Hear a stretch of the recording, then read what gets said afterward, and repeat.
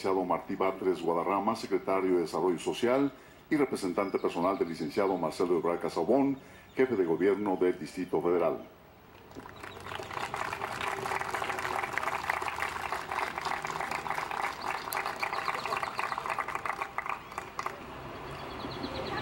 Muy buenos días a todas y a todos. Saludo a la familia del general Francisco Villa, que se encuentra aquí presente, a los familiares del general Emiliano Zapata. Saludo también a los representantes del gobierno de Chihuahua, a representantes de las delegaciones del sur, de Xochimilco y Milpalta, a los funcionarios del gobierno del Distrito Federal y a las y los legisladores que se encuentran presentes. Asimismo, saludo a las ciudadanas y ciudadanos que se han acercado a formar parte de este evento cívico. El general Francisco Villa es uno de los grandes símbolos de la Revolución Mexicana. ¿Acaso es el emblema más popular por excelencia? General de los pobres, de los desposeídos, de los peones, de los campesinos sin tierra, de los artesanos, de los excluidos de siempre. Hombre rebelde, no se dejó someter por hacendados explotadores, ni por funcionarios corruptos y decadentes. Tampoco soportó la traición ni la deshonra. Hombre valiente, tomó las armas para defender a los suyos, a su gente cercana, a su familia primero, después a su pueblo y más tarde a su país entero. Hombre leal, se mantuvo al lado de Madero en las buenas y en las malas, primero en la revolución, después en el gobierno, más tarde contra Victoriano Huerta y al final, guardando su memoria, personalmente fue a colocar la placa para ponerle el nombre de Madero a la calle del centro histórico que hoy lleva su nombre. Organizó al más poderoso ejército revolucionario que haya existido en toda América Latina. Ni en el siglo XIX ni en el siglo XX hay un ejército con parangón al que organizó el general Francisco Villa.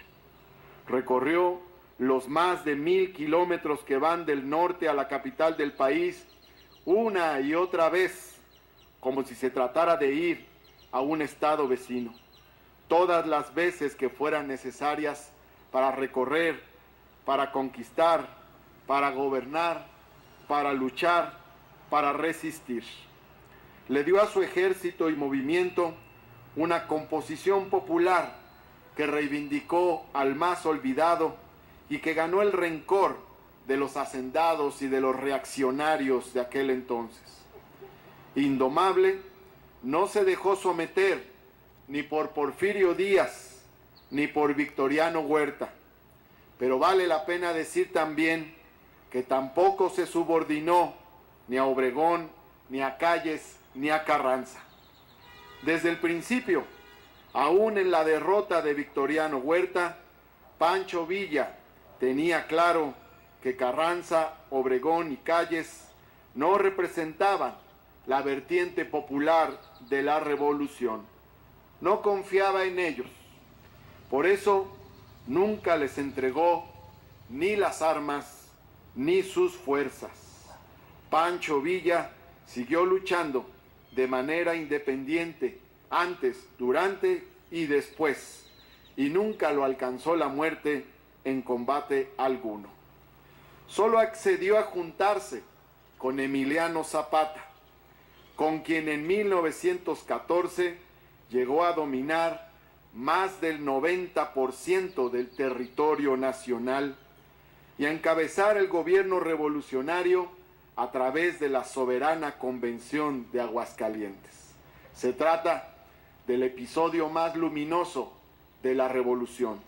Los pobres en el poder, decretando una y otra ley, dominando el territorio nacional, sometiendo a los hacendados. Los campesinos recorriendo las calles de la Ciudad de México, visitando sus hoteles, sus restaurantes, entrando al Palacio Nacional. Pancho Villa y Zapata se retrataron en el Palacio Nacional, justo en la silla presidencial. Tal vez nunca estuvo tan cerca el país de una verdadera transformación revolucionaria y social que superara con mucho la idea de que el cambio solamente debe ser político. Francisco Villa, en su estado natal, cuando llegó a dominarlo, creó tantas escuelas como jamás se habían creado. Formó tiendas populares, tiendas rurales y repartió la riqueza que expropió a los hacendados. A veces directamente les entregó la tierra y otras veces incluso les repartió su dinero sacado de las cajas fuertes de los hacendados. Junto con el general Emiliano Zapata, a través de la Convención de Aguascalientes, creó comedores públicos, dormitorios públicos y respaldó a las viudas y a las madres solteras. Cuando miramos hoy en día la televisión y vemos la presentación deslavada, light, pobre, de las historias del bicentenario y del centenario que ahí nos cuentan, concluimos y reafirmamos que así no fueron esas gestas. La independencia y la revolución no son esas historias de oropel que hoy nos cuentan, donde todos son iguales y casi hasta se confunden los héroes y los villanos. La independencia inició como una revolución popular y lo primero que hizo el padre Miguel Hidalgo y Costilla fue decretar la igualdad y abolir la esclavitud.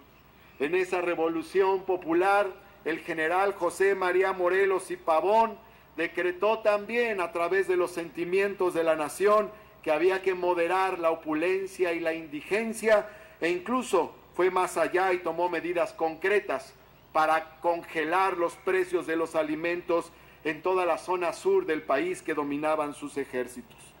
La Revolución Mexicana también fue una revolución social, una revolución popular, acaso interrumpida, muchas veces traicionada, deformada y burocratizada, pero fue una revolución con un gran raigambre popular que impactó incluso nuestra propia Constitución de 1917.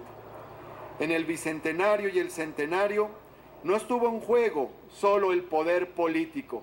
La independencia no era solamente una lucha para separar a México de España, era también una lucha de los pobres de siempre, de los miserables.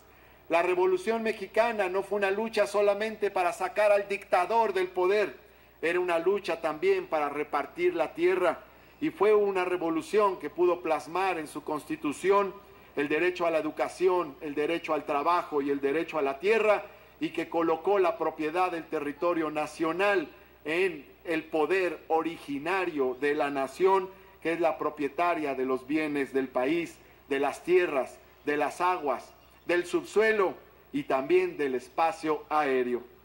En esas revoluciones no solo se cuestionó al poder, también se cuestionó la injusticia social. No solo se cuestionó al poder político, también se cuestionó al poder económico.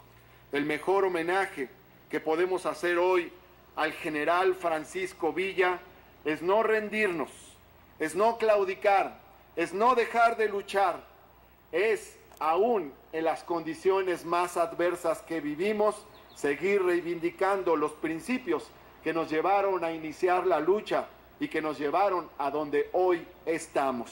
Rendir homenaje al general Francisco Villa es no traicionar, es no claudicar y es seguir luchando por los principios sociales por los que hemos luchado toda nuestra vida.